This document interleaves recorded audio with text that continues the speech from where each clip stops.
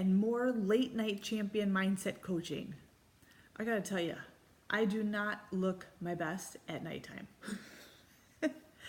My day night, I'm much more of a morning person, but I know this that most people, when you are on the cusp of change or you are thinking busily about a change or something has to change, I'm not sure what the next steps are. Oftentimes, when you're in that role, and I had passed through this myself too, is that you end up staying awake and you're just scrolling through social media, just trying to numb the pain of the brain, or you're looking for some sort of inspiration, and maybe that's why you fell on this video today. So welcome if that's you. I get this. Another thing that happens when you're looking to change, especially when you're in an environment, and this could be personal or professional, where the environment is so effed up, okay, that you're starting to have like physical symptoms where you're not able to sleep so well at nighttime.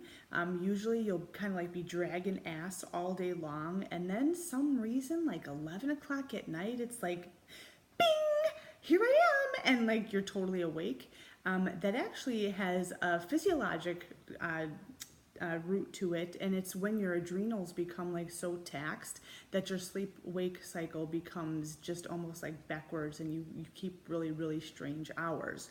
Okay, so if that's you or somebody that you know in any place, let's march through some of this stuff. And here's what I'm going to tell you, that when it comes to making a change, and again, this doesn't matter if this is happening on a personal front, on a professional front, if we're talking about relationships, if we're talking about health and fitness, if we're talking about career, if we're talking about finance, if you're talking about I don't know, becoming a world traveler and you've never left your hometown, any sort of goal, right, that you have or that you want to do, or you like, man, I just need a change and I don't even know where to start, or the thought of changing is so overwhelming, like blah, blah, blah, blah. Like you get into this mental mind spin and it becomes so distracting and so discouraging sometimes, because that leap that you have to take from here to here is so great, or you've never experienced anything like it. Like you can't, like your mind can't even comprehend what it would be like on,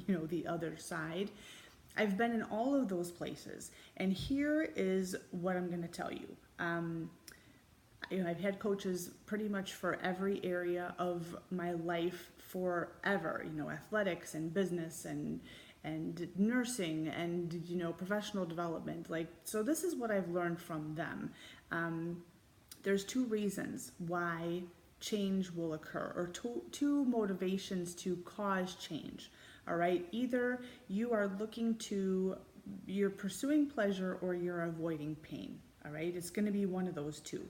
And typically, if you're the type, so kind of quantify yourself here. What usually runs your day to day. Are you the type of person whose day to day runs by avoiding pain? Are you putting out fires all the time? Are you, and not like literally, like I mean, like in relationships, or you're doing a lot of like conflict management sort of thing. Are you avoiding working out because you perceive that as painful? Are you avoiding, talking to people on the phone or communicating because there's something with the relationship that's gone awry and you perceive that as painful? So therefore you avoid, thinking that the situation is going to get better, but it doesn't. Right? Or maybe issues with finance, same sort of thing. You're avoiding it. Are you avoiding pain? Avoidance of pain will cause change. But the thing, when you're avoiding pain all the time, it only takes you to a certain point. And then eventually what happens when you are building something new? You are starting a new career front. You are beginning a new relationship. You are transforming how you handle your finances. whether it's responsible management, stewardship, whether it's how you use your money, anything which is completely different from what you used to do before, you are going to have a new version of you come forth to handle that business, if you will, if you've been avoiding it for a period of time or that pain avoidance has been running your life. Okay, so the two motivators for change are the avoidance of pain and the pursuit of pleasure. Now, when you're pursuing pleasure, this is what you need to know. This is what helps you make a mental leap from, I don't know if I could ever be blah, blah, blah, blah, blah. Like it just, I can't even visualize it. I can't even imagine it. It seems like it's so unnatural. I'm not sure that I'm smart enough or good enough in order to be able to do it. Da, da, da, da, da, da, da, da, da, da. When you are able to switch your focus and what motivates you into the pursuit of pleasure, the cool thing that happens here is that anytime you're doing something which induces pleasure, okay, so think about this. Like if you're planning a vacation, like you're all excited about it. If you know how when you eat certain foods like chocolate, right, it gives you like a feel-good feeling. All right, so it's the pursuit of pleasure is tied into chemicals in the body. All right, so like feel-good hormones. It's the same thing with goal attainment. When you are pursuing something that you want to do, you want to have, you want to become, what happens is it actually starts to cause, this is a physiology thing, like these chemical changes inside of your body, but it actually ties then into your emotional centers. And now all of a sudden you're focused on like, oh my gosh, I want to have that thing. I want to do that thing. I want to be that thing, blah, blah, blah, blah, blah, blah, blah, blah. And now you have the emotion of desire. That is the key.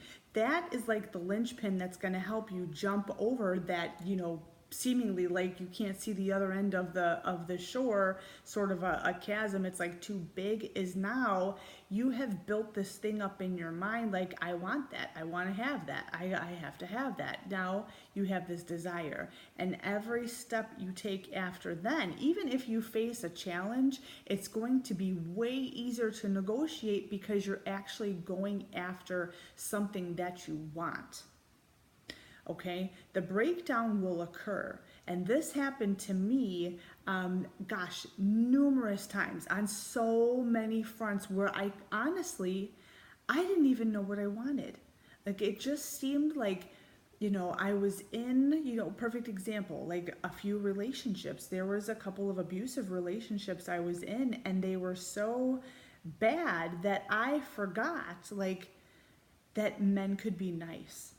I know it sounds pathetic, but that's the God honest truth. And I'm telling you, when you are then saying to yourself, like, I would like to have a relationship in my life, but I honestly, like, I don't even know that I really like guys right now because I don't think that any of them are really nice and I don't want to have anything to do with that.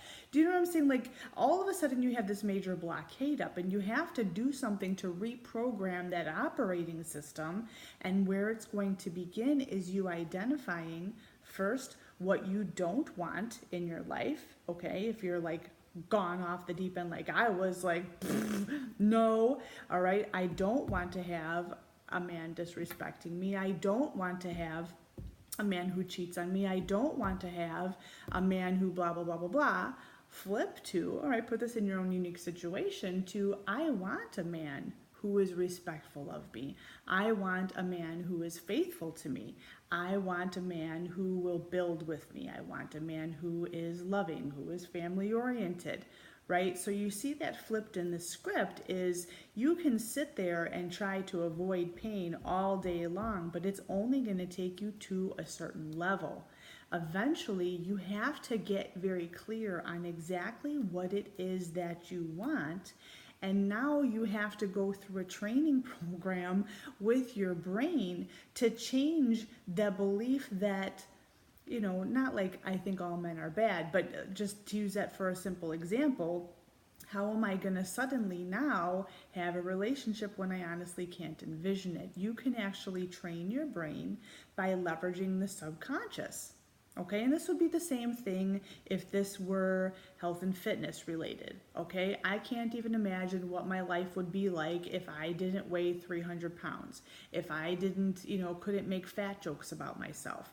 I wouldn't know how to operate if I didn't have to constantly worry about money all the time, if I couldn't, pull the poverty card, or if I, didn't have to operate on a budget, or if I couldn't tell people that I didn't have enough money, or blah, blah, blah. So it doesn't matter like what that thing is, whatever it is that you're avoiding, or, it's the opposite of what you actually want. This is what you need to know. The subconscious mind, okay, and this is not my making bullshit up. Like, this is proven. This is what moves people from kind of average so-so to like awesome. But this is what you can actually use to pull yourself out of like those depths of like just, nastiness. And when you feel like you're stuck and I just don't know if I'm ever gonna, blah, blah, blah, blah, and you're up all night and you're watching this, it's late at night. You see what I'm saying? This is what you need to know. The subconscious mind, okay? So it kind of like lives in your brain. It's subconscious. It's, conscious is you're aware of what's going on. Subconscious is not that, all right? The subconscious mind is going to be the key training component for you to start programming your brain without meeting resistance, okay? Because it's one thing to say, oh yeah, I want to be a millionaire. But if you have something else operating, in the back of your brain, like, I don't think I'm ever going to be that, you will never be a millionaire. Just like if I said, oh yeah, I would like to have a husband, but in the back of my brain, I'm saying, men are scum, like, you're never going to have that. Right? Or, oh yeah, it would be great if I, had a svelte, physique, but I could never do that, man. I just, donuts and pop are like, my daily, 3 squares a day, right? Like, you're always meeting that. So what you can do is you can train your subconscious mind. Okay. Now this is what you need to know. It's a couple coaching factors here. First and foremost about the subconscious mind, it does not know the difference between reality and fantasy. Okay, this is why it works. This is why it's so flipping cool. Okay, it actually believes every single thing that you say. Like, your subconscious mind does not understand sarcasm, it doesn't understand jokes. Your subconscious mind takes you literally. So if you say, I'm a millionaire, it's going to believe that you're a millionaire. It doesn't know the difference. If you say, I'm a rock star, it's going to believe that you're a rock star. If you say, I am a wife, it's going to believe that you're a wife. If you say, I'm a, rocket scientist, it's going to believe that you're a rocket scientist. Does that make sense? So it believes everything. Now, when you are writing your goals down, the two words that you need to know hold the most power are the words I am.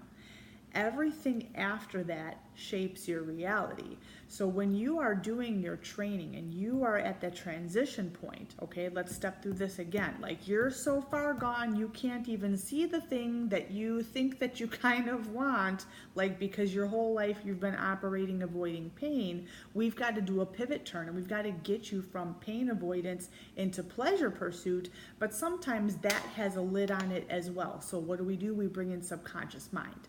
Okay, you've got to be clear on first and foremost what it is that you do want. Okay, this is not do you think it's possible? Do you think you can achieve it? Do you think you can attain it? That is completely irrelevant at this point. When you are setting your goals, you've got to know what it is that you want. Okay, if you don't know what you want, first identify what it is that you do not want, what you refuse to tolerate. And if you want, do a 180 pivot turn. What's the opposite of that? If you say, I don't want to be disrespected, what do you want? I want to be respected. Does that make sense? Okay. Then when you're formulating your goals, writing them down in the I am form. So whether you want to call this an affirmation, whether you call this a goal, I don't care what words you use. Is the point of, like, this is how you do it. Okay. So you want to write your goals as though you've already achieved them. Okay, I am a running back in the NFL. I am fit and healthy. I I don't know, the next multi-billion dollar entrepreneur. I'm not sure what your goals are, but you write your goals that way. Now, here's how you tie in the subconscious. And again, it doesn't matter if you think that this is possible or not. That's completely irrelevant. We're not talking about possible. We're not talking about the how-to. We're not talking about any of that. We're talking about what is the goal. The big enchilada, the big giant goal, okay? The thing that when you think about it, like it kind of